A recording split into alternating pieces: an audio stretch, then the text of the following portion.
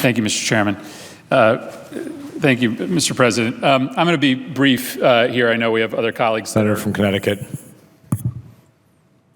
Thank you, Mr. President. I'm going to be brief here. I just want to build on some of the comments that Senator Warner made. Listen, it's unclear what President Trump's position is on repeal and replacement of the Affordable Care Act. He has made all sorts of commitments all over the map, suggesting that he wants to deconstruct the act in full, suggesting that he wants to keep some elements of it, making promises that whatever comes next will be just as good, will be better than what consumers have today. I think what you're going to hear consistently from our side is a willingness, a desire, an enthusiasm to engage in a conversation with Republicans about how to strengthen our healthcare system, how to repair the parts of the Affordable Care Act that are broken, but keep the majority of that legislation, which is delivering life-saving care to people as we speak, and to not descend into healthcare chaos by repealing this legislation with no plan for what comes next. And the genesis of our opposition, of my opposition to Tom Price's nomination to be the Secretary of the Department of Health and Human Services, is that he was in the House of Representatives, he has been in the House of Representatives, the face of the Republican effort to repeal the Affordable Care Act with absolutely no plan for what comes next. There were many other choices that could have been made for selections to head the department, to lead the conversation about the Affordable Care Act and its future, that could have signaled that we were going to have an ability to come together. But I watched my colleague, when I was a member of the House of Representatives, Tom Price, be the leader, the face of the campaign to repeal the Affordable Care Act with absolutely no replacement, which would descend our entire healthcare marketplace into chaos. That is chiefly why I stand here in opposition to his nomination today. Now, he did offer a token plan to replace it, but it had nothing of value to the people of Connecticut. It would have repealed the Medicaid expansion with no plan for what came next. It would have repealed the insurance protections for people who are sick with a $3 billion high-risk pool that would have never met the need of those who have serious illness and disease and who cannot find insurance. And our worry is that we are on the precipice of repealing an act which has saved thousands of lives, which has insured 20 million people, and the result will be healthcare chaos for everyone, whether they are on the Affordable Care Act or not. Tom Price has been the face of the repeal effort in the House of Representatives. He has been the face of the irresponsible position of getting rid of this law with nothing that comes next, and it simply doesn't give us confidence that there is going to be a rational, bipartisan conversation about how to improve our healthcare system. And this isn't politics.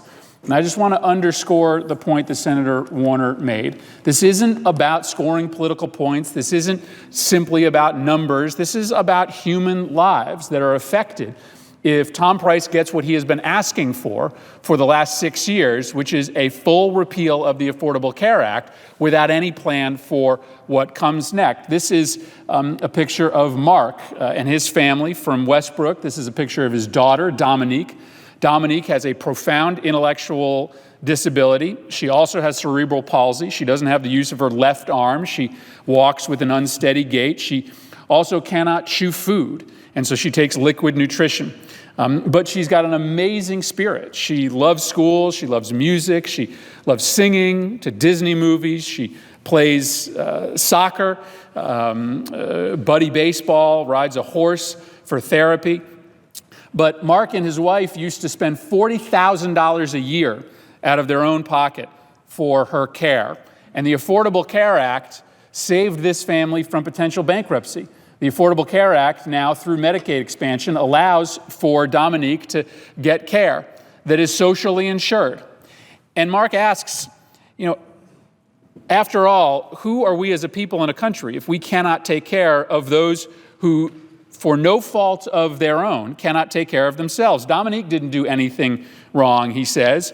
She was born this way, and she deserves to have a fulfilling life. That's the whole concept of insurance, the idea that we should socialize the cost of caring for kids and adults who, through no fault of their own, got sick, but without the Affordable Care Act, this family bears the burden of caring for Dominique by themselves. And there is no replacement. There is no plan on the table today, certainly not Tom Price's reputed replacement plan in the House of Representatives that offers any help to this family if the Affordable Care Act goes away. Let me just introduce you to one more family. This is a picture of Angela. Where is Angela? She's hiding here. Angela from New Canaan. Angela is 49 years old. She was diagnosed with stage 4 breast cancer in 2015. Now, the good news is that Angela is winning the fight against breast cancer, but she would face the inability to get health care insurance if not for the Affordable Care Act, because if this family ever lost continuous care, they would be uninsurable. And so the protections built into the law allow them to pay reasonable prices. She says, would President Trump or any member of Congress who voted to repeal the ACA be willing to write to my boys and explain to them why they let their mother die? I doubt they even give a damn. Now, I don't think she's right on that. I think that everybody in this chamber cares about this family. But it's a reminder that there are really personal consequences for millions of Americans if Tom Price, as the leader of the Department of Health and Human Services, leads a campaign to repeal the Affordable Care Act without any replacement. We've talked about the damage that will be done to these families, but for the entire marketplace, there is nothing but chaos if Tom Price gets his way. I opposed his nomination right from the start because I knew who he was in the House of Representatives. I knew that he had led this campaign of healthcare destruction for families like those that I just described. And frankly, his hearing just compounded my worries. These ethical lapses that have been raised over and over and over again just draw even more question as to whether he is going to use this position as the head of the Department of Health and Human Services to protect and advance the health care of my constituents, or he's going to use that position to enrich himself and his family. Those are serious accusations, I get it, but these were serious ethical lapses that were uncovered not by us, but by independent journalists raised as part of these hearings. I would hope that this body would consider rejecting Tom Price's nomination so that we can find someone to lead that agency and lead our conversation on the floor of the Senate about the future of healthcare, so that instead of continuing what has been a bitterly divisive issue over the last 6 years, we can finally find a way to come together and answer Angela's concern that Donald Trump and the Republicans that support him don't care about her and her family, are willing to let her die.